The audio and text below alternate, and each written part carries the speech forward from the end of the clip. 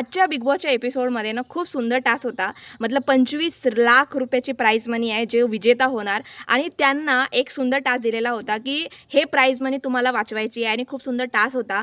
खूप mentally strong असणं किंवा चतुर असण्यावाला टास्क होता किंवा लक्षात ठेवणे, आपली मेमरी किती स्ट्रॉंग आहे ह्याच्यावर एक छान टास्क होता आणि टास्कमध्ये असा होता की 2 प्लेयर जाणार. एक जो प्लेयर आहे त्याला डोळ्यावर पट्टी बांधण्यात जाईल आणि एक प्लेयर ॲक्टिव्हिटी रूममध्ये जाणार. त्याचा पॅटर्न बघेल की पॅटर्न काय आहे, कशा रीतीने पॅटर्न करायचा आहे, कलर वगैरे काय आहेत, पूर्ण पॅटर्न वगैरे लक्षात ठेवणार आणि मग येऊन सुद्धा जो पट्टी बांधलेला आहे त्या व्यक्तीला इन्स्ट्रक्शन करणार की कसं यायचं कसं नाही. आता खूप डिफिकल्ट सुद्धा टास्क होता. त्या रीतीने आजच्या एपिसोडमध्ये खरंच सागर कारंडेनं खूप चांगला गेम खेळला. आतापर्यंत बिग बॉसच्या हाऊसमध्ये तो मला फक्त विशालची शेपूट म्हणून दिसलेला आहे. फक्त विशालची शेपूट, विशालची शेपूट, विशालची शेपूट, विशालची शेपूट. परंतु आज विशालच्या अपोजिट मतलब विशाल त्याच्या आजूबाजूला नव्हता.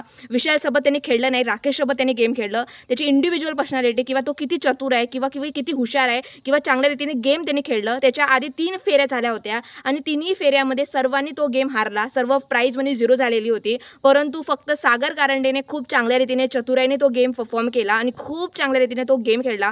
त्याच्यामुळे फक्त 25 लाखातून 25,000 रुपये वाचले प्राइज मनीमधून आजच्या एपिसोडमध्ये. तर सागर कारंडेने एवढ्या हप्त्यानंतर किंवा एवढ्या महिन्यानंतर स्वतःची पर्सनॅलिटी दाखवली आणि खूप छान गेम खेळला. Literally I love it.